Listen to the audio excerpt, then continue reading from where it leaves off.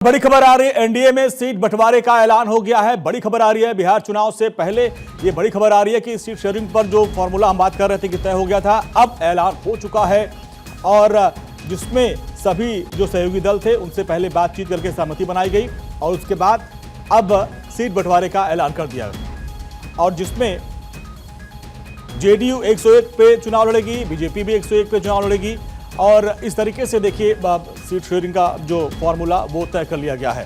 तो दोनों 101 सीट पर चुनाव लड़ेंगी। ये जो दोनों बड़ी पार्टियां हैं उनका है। जो पेच फंस रहा था सहयोगी दलों का उनको भी मना लिया गया है और उसको लेकर भी ऐलान कर दिया गया।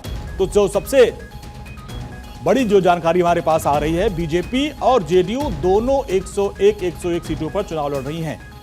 तो अब ऐसे में आप देखिए, इसमें पोस्ट किया गया विनोद तावड़े की तरफ से कि संगठित व समर्पित एनडीए आगामी बिहार विधानसभा को लेकर जो हो गया है और इसमें जो फॉर्मूला है बीजेपी 101, जेडीयू 101 और चिराग पासवान की एलजेपी को 29 सीट और उपेंद्र कुशवाहा की पार्टी को 6 सीट और हमको 6 सीट दिया गया है।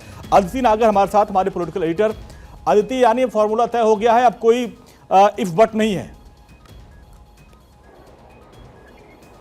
बिल्कुल, देखिए आज बीजेपी की तो सीईसी की बैठक थी ही, लेकिन उससे ज्यादा महत्वपूर्ण बात यह है कि लगातार ये चर्चा चल रही थी कि क्या कुछ महागठबंधन में होगा और खुद धर्मेंद्र प्रधान जो कि प्रभारी बनाए गए हैं, उन्होंने ट्वीट करके ही जानकारी दी है, एक्स पे पोस्ट किया और कहा कि भारतीय जनता पार्टी 101 और जेडीयू 101 जैसा बता रहे हैं।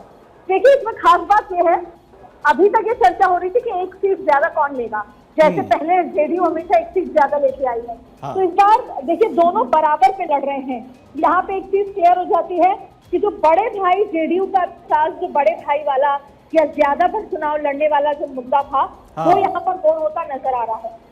और दूसरा देखिए, एलजेपी जिसको लेकर ये चल रहा था कि वो नाराज है, चिराग पासवान वो 40 का डिमांड कर रहे हैं और कर भी रहे थे, लेकिन पिछले दिनों लगातार जिस तरीके की बात आई 40 सीटों की डिमांड के बाद अब उन्होंने ये 29 सीटों पर एक्सेप्ट करी है।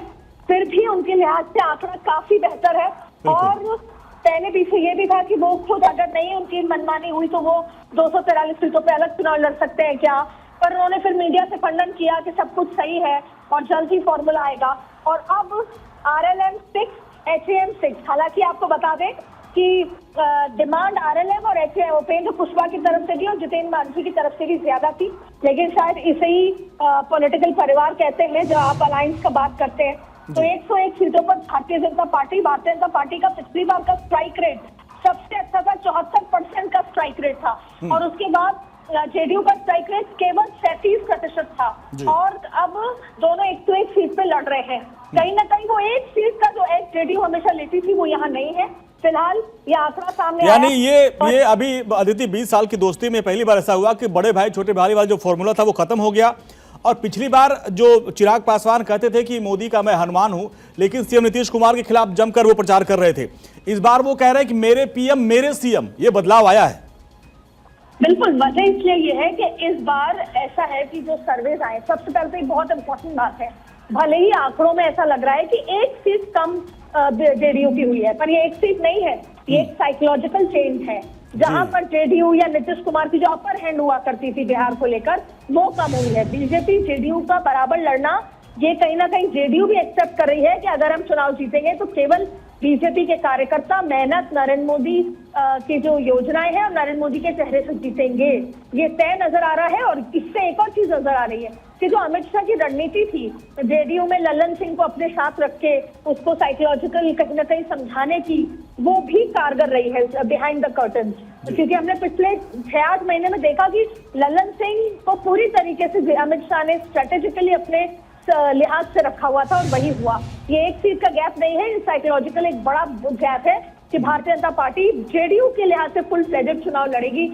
इसके अलावा सभी को ये पता है कि भले ही इस बार वो जो प्रशांत किशोर चुनाव में है, इस बार के क्या समीकरण होंगे, या इंडिया गठबंधन में राहुल, भले ही स्ट्राइक रेट बहुत कम रहा है राहुल का, 19 सीटें जीती है, लेकिन अगर वो एकजुट होकर लड़ते हैं तो चुनौती आ सकती है। तो ऐसे में इस बार चिराग पासवान, देखिए पिछली बार चिराग पासवान बाहर थे या कहीं ना कहीं नीतीश का वोट काटा था, पर इस बार गठबंधन को एक साथ लड़ना होगा। जब सबकी ताकत एक साथ होगी तभी जाके आप महागठबंधन को चुनौती दे सकते हैं। तो एक जो साइलेंट वोटर है, सर्वे में भले ही नरेंद्र मोदी चेहरा बताए गए हैं कि 54% उनके चेहरे पर वोट पड़ेगा, उनकी लोकप्रियता 50% है, ये तमाम बातें होने के बावजूद भी एक साइलेंट वोटर है जो अभी तक सर्वे में नहीं बोलता। उस साइलेंट वोटर की वजह से ये देखा गया है कि एक बार एकजुट होकर चुनाव लड़ना होगा, कोई इंटरनल किसी का वोट नहीं काटे, ये भी एक स्ट्रेटेजी यहाँ पर नजर आ रही है। तो मन मार के ही सही, चिराग पासवान 29 सीटों पर है।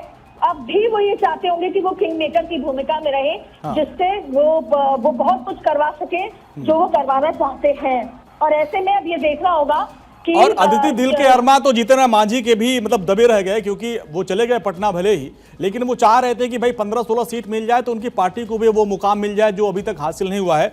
लेकिन जाते जाते वो कह गए कि हम मोदी के भक्त हैं, उनका साथ आजीवन नहीं छोड़ेंगे। आपको याद होगा कुछ दिन पहले उन्होंने कविता के माध्यम से बहुत कुछ कहा था और ये कहा था कि 15-16 सीटें दे दीजिए और हम भले ही एनडीए का साथ नहीं छोड़ेंगे, लेकिन हम चुनाव भी नहीं लड़ेंगे। लेकिन ये भारतीय जनता पार्टी है, ये धर्मेंद्र प्रधान को धर्मेंद्र प्रधान इसीलिए नहीं कहा जाता, हर राज्य में उनको इसीलिए प्रभारी नहीं बना दिया जाता, और बड़े बड़े राज्य जहां पर बहुत मुश्किलें होती है वहां धर्मेंद्र प्रधान को भेजा जाता है। उड़ीसा, मध्य प्रदेश से लेकर कई बड़े राज्य हैं, जिसमें हरियाणा है, जिसमें धर्मेंद्र प्रधान को भेजा गया था, जहां पर चुनौती बड़ी थी।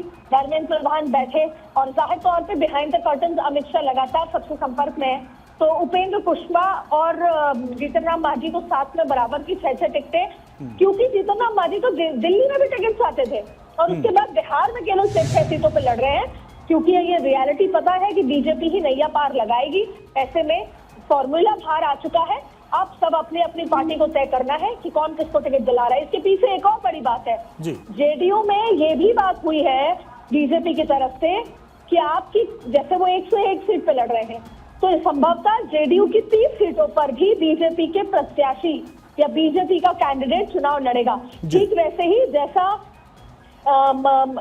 महागठबंधन में हो रहा है। महागठबंधन में मुकेश सैनी संभवतः 30 सीटें ले जाए, जिसमें 18 सीटों पे वो खुद और 12 सीटों पे जो है चुनाव लड़ा सकते हैं आरजेडी का। तो सबसे महत्वपूर्ण बात है कि अभी भी जेडीयू की 30 सीटों पर बीजेपी अपने कैंडिडेट उतार सकती है, वैसे ही जैसे महाराष्ट्र में शिंदे की पार्टी से उतारे थे, वो भी एक बड़ी स्ट्रेटेजी होगी ऐसी स्थिति में। यानी कि कहीं ना कहीं भले ही ये माना जा रहा है कि नीतीश कुमार सीएम फेस होंगे, लेकिन जो ये बड़े भाई वाला जो कद कम हुआ है उसमें जेडीयू ये मान चुकी है कि इस बार चुनाव बीजेपी के दम पे ही जीता जा सकता है, क्योंकि एंटी इनकम्बेंसी नीतीश कुमार के साथ 20 साल की साथ में है।